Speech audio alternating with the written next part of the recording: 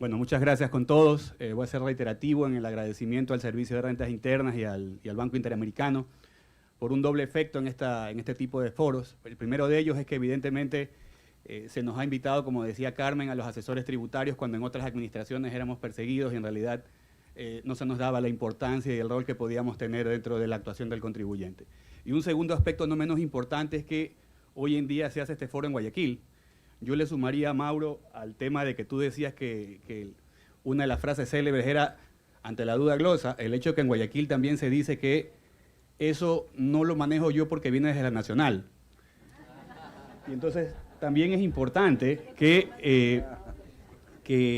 este tipo de foros se hayan hecho en Guayaquil porque dan la importancia y la relevancia de que la cooperación se descentraliza, que no va a ser solamente en Quito, sino que también va a tener un fuerte componente en Guayaquil.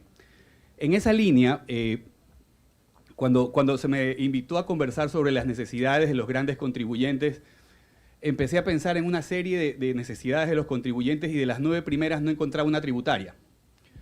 Porque en realidad muchos de los problemas de los contribuyentes grandes o pequeños hoy en el país son transversales a la realidad del país, a la coyuntura del país.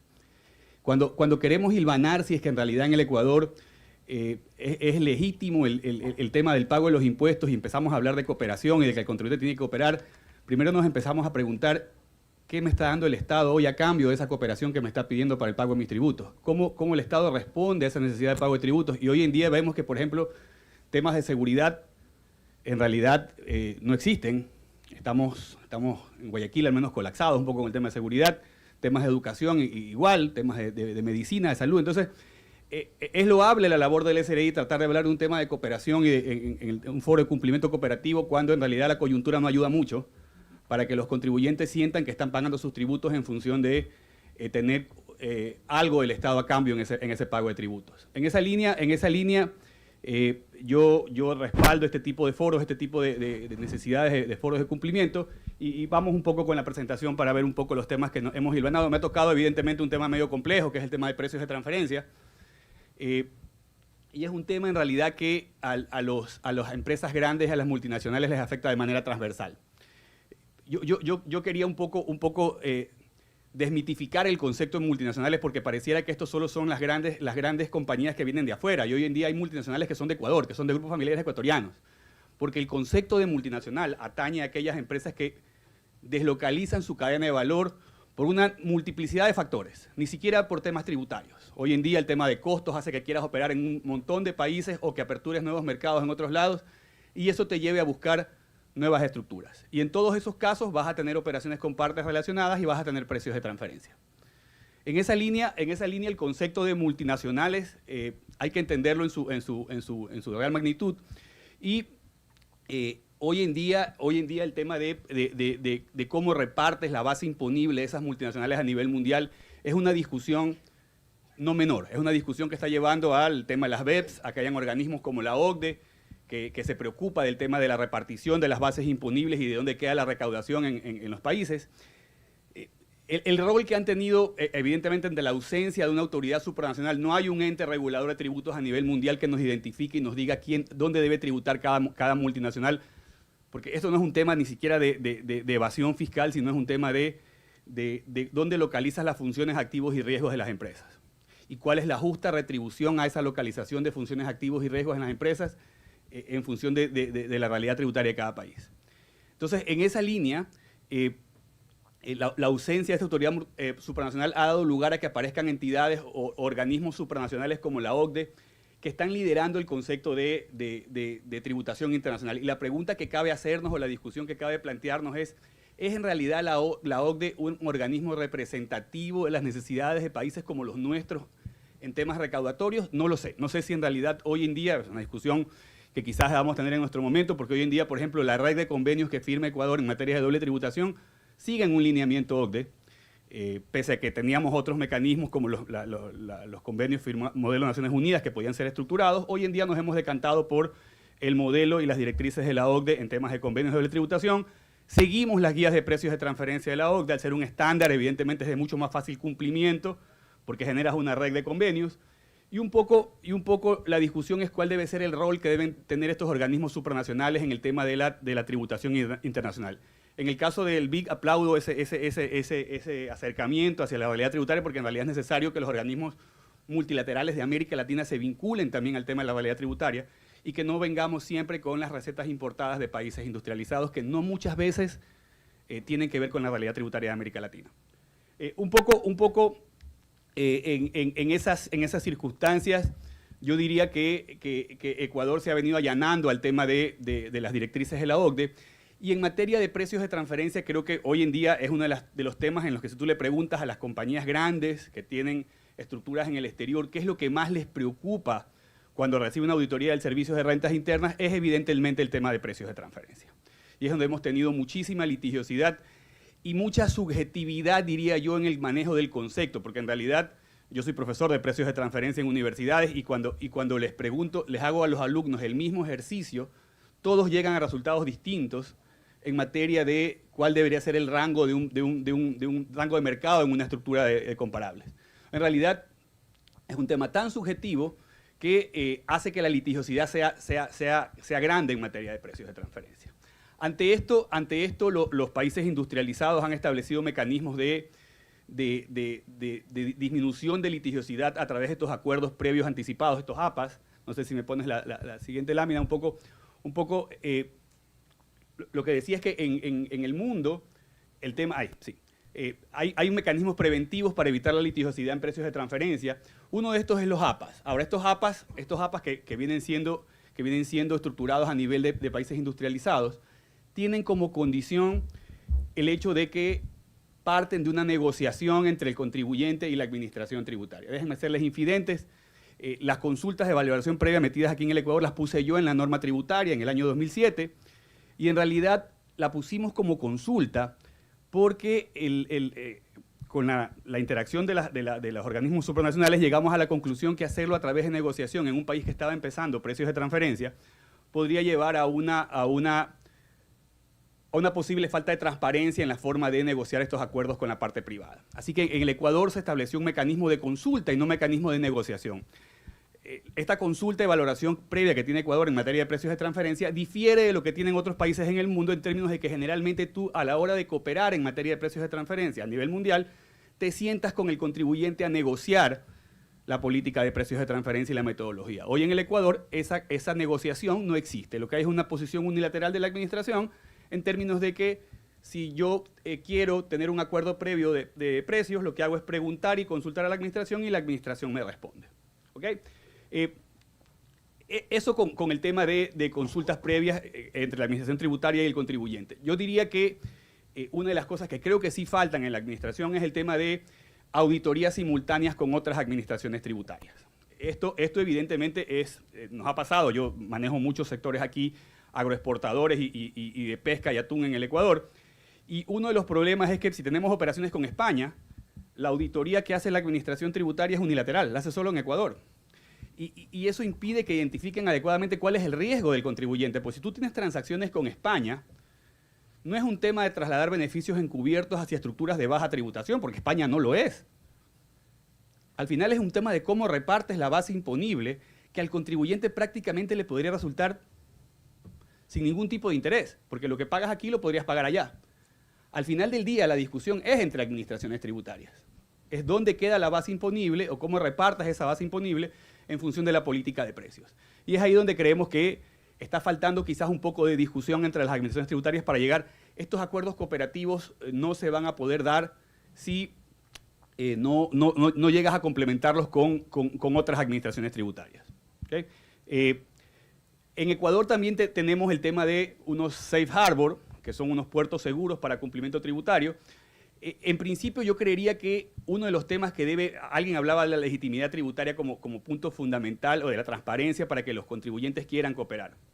El tema de contar con impuestos únicos limita. El tema de contar con regímenes objetivos de impuesto a la renta en lugar de subjetivos para cierto tipo de contribuyentes limita y rompe con los conceptos de equidad horizontal. Y es ahí donde, evidentemente, por un facilismo hemos llegado a estructurar impuestos únicos en algunos sectores, aún a sabiendas de que esos impuestos únicos no se corresponden necesariamente con la renta generada por el contribuyente. Entonces, la percepción puede ser que ciertos sectores están pagando ante la misma generación de renta impuestos distintos pese a realidades similares. Y eso rompe evidentemente con los conceptos de equidad horizontal.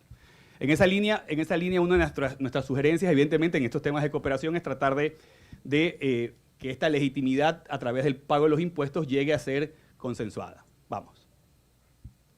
Ahí, sí, perdón, ahí. Sí, ahí está bien, ahí, sí. Como decía, Ecuador no tiene estos, pese a que la norma sí lo reconoce, la posibilidad de estructurar estas consultas previas de valoración con acuerdos con otras administraciones. Ecuador no ha hecho avances en esta línea en cuanto a menos no de lo que ha sido disponible en las plataformas, no de lo que hemos podido visualizar, entre acuerdos con otras administraciones para estructurar temas de multinacionales. Al menos en Guayaquil no ha sido visible. Y la recomendación es que evidentemente esto logre mitigar los procesos de precios de litigiosidad en procesos de precios de transferencia. Yo creo que a futuro, en la medida en que logremos hacer que los contribuyentes sientan que este proceso es un proceso legítimo, por ejemplo, el tema de las consultas de valoración previa están normados en gran medida por una resolución. Casi que no hay norma expresa sobre la consulta de valoración previa, salvo que se adecuará acorde a lo que dice el reglamento también menciona algunos aspectos, pero sí creo que elevarlo al rango de ley, el tema de consultas de valoración previa, o llevarlo ya a un tema de APAS directamente, en términos de llevarlo a las mejores prácticas a nivel mundial, podría servirnos. Hoy en día las BEPS nos están llevando a un tema de acuerdos anticipados de precios multilaterales, de acuerdos anticipados de precios bilaterales, y un poco la administración tributaria en esta parte tiene que evolucionar hacia esos conceptos de acuerdos previos en lugar de las consultas de valoración que en su momento creo que sirvieron, pero que hoy en día están desfasadas en cuanto a la realidad internacional en materia de precios de transferencia. ¿Qué hay en Ecuador en materia de precios de transferencia y por qué les decía que la litigiosidad es fuerte? En Ecuador se aplica el principio de plena competencia, no en todos los sectores. Es decir, en Ecuador para precios de transferencia decimos que se debe pagar, o sea, sus operaciones con partes relacionadas deben ser similares a lo que serían operaciones con partes independientes. Sin embargo, como les decía, este tema de los impuestos únicos, por ejemplo, en banano tenemos un impuesto único, que es uno de los principales sectores exportadores del Ecuador, que hace que no se aplique el principio de plena competencia, sino que trabajemos con un impuesto único en banano, lo cual evidentemente rompe el concepto de equidad horizontal en ese tema. Tenemos una metodología OCDE en materia de precios de transferencia. Hay la posibilidad de que el contribuyente presente su informe de precios de transferencia y con eso descarga e invierta la carga de la prueba y diga que todo está bien en materia de precios. Y un poco lo que decíamos es, hay algunos contribuyentes que sí quieren avanzar hasta estos acuerdos previos de valoración. También tenemos el tema de las consultas en materia de gastos de asistencia técnica, que pongo en la siguiente lámina, por favor, que creo que es un tema también que le sería abusado muchísimo, digamos que no le sería la norma tributaria en realidad, porque deberíamos también tratar, y esto es un tema de que lastimosamente no se ha hecho. Alguien decía en la mañana que el tema de cooperación no pasa solamente por el cumplimiento, pasa porque la sociedad civil también se involucra en el tema de la estructuración normativa tributaria en el Ecuador, y eso no pasa. Okay, no hay esa discusión en sociedad civil. Hay algunos proyectos de ley que ciertos actores lo tienen, otros no los tienen, que al final les llegan a uno y no les llegan a otros. Y al final del día, esa socialización de los proyectos de reforma tributaria, que debe ser una discusión de sociedad civil para que mejore el cumplimiento, no se dan. Es decir, yo partiría de un ex ante, antes de llegar al proceso de cumplimiento, es el proceso de elaboración de normas donde la sociedad civil también debería colaborar para la contribución. Eso no hay. Y se abusa mucho de estas normas objetivas que solo hablan de la poca capacidad que ha tenido la norma tributaria para poder encuadrar las operaciones de los contribuyentes. Por ejemplo, limitar los gastos de asistencia técnica y regalías a ciertos rubros porque simplemente no puedo controlarlos. Y como no puedo controlarlos, la mejor forma de controlarlos es limitar la deducibilidad aun cuando el gasto haya sido legítimo y haya sido viable. Este tipo de temas, lógicamente, conspiran con la posibilidad de una norma, de un pago de impuestos en función de realmente la renta que generas y no en función de estas limitantes que te ponen trabas a la hora de generar el tipo de gasto.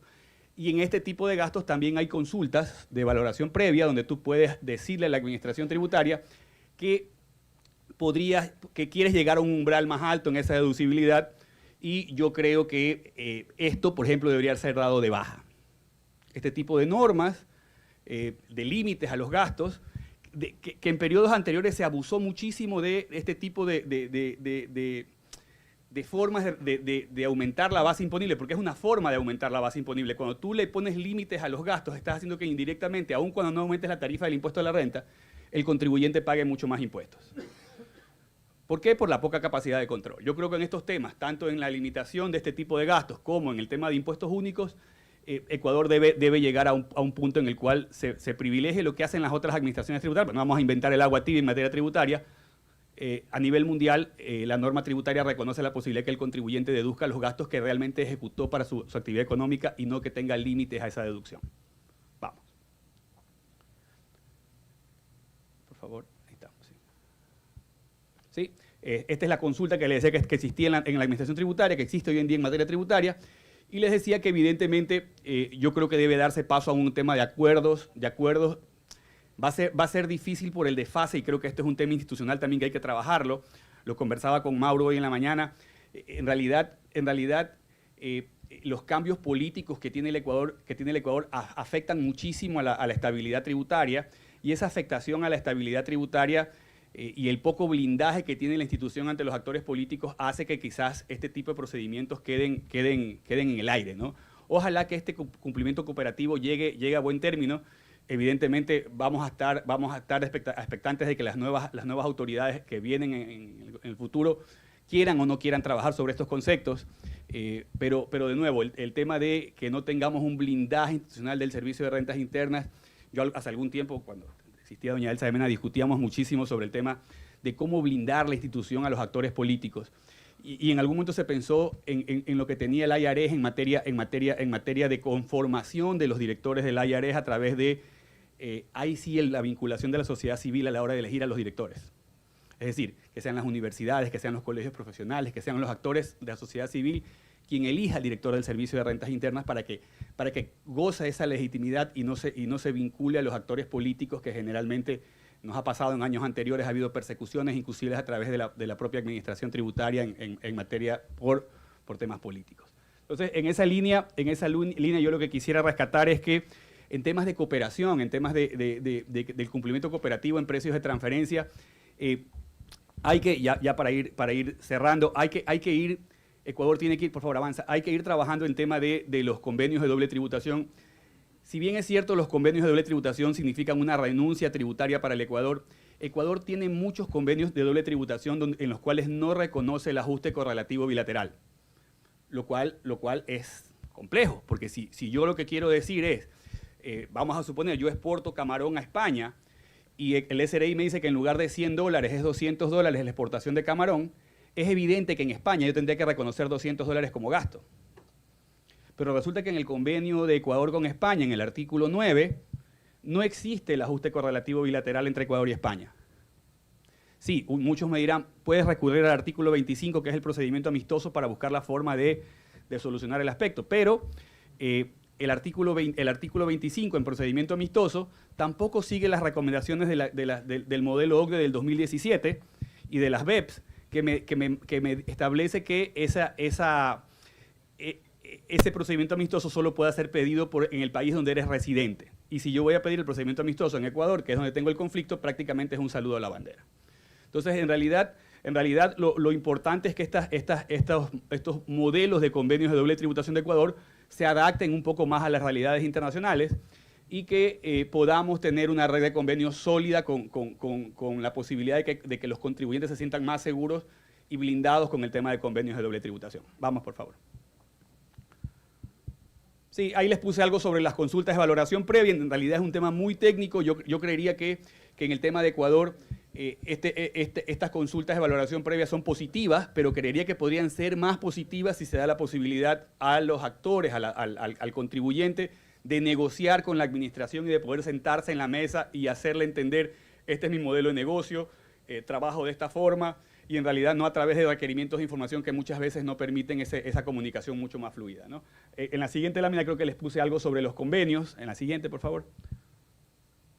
Ahí. Sí, esos son los convenios firmados por Ecuador. Yo decía que miren ustedes cuántos convenios son antiguos en cuanto al artículo de procedimiento amistoso, lo cual implicaría que es poco probable que si mañana Ecuador ya tiene hoy en día una batería de normas para paraísos fiscales que hace prácticamente inviable una planificación con paraísos fiscales en materia de servicios y regalías. Es decir, Yo creo que por ahí no va el problema. Donde hemos tenido actuaciones muy fuertes de la administración tributaria en precios de transferencia es generalmente en estas operaciones con países con convenio de doble tributación, donde en realidad la discusión está en si los convenios nos permiten actuar de una manera distinta.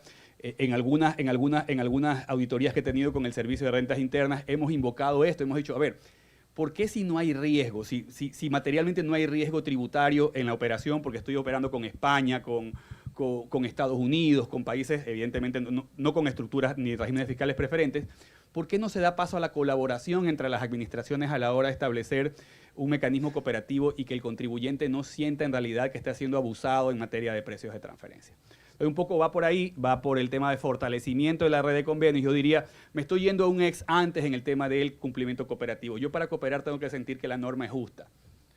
Y hoy en día, con la falta de red de convenios, con la limitación a mis gastos deducibles y con el impuesto único a ciertos sectores, se rompen los conceptos de equidad horizontal, que creo que son básicos en cualquier sistema tributario para que uno sienta que está pagando lo justo en materia tributaria. Muchas gracias.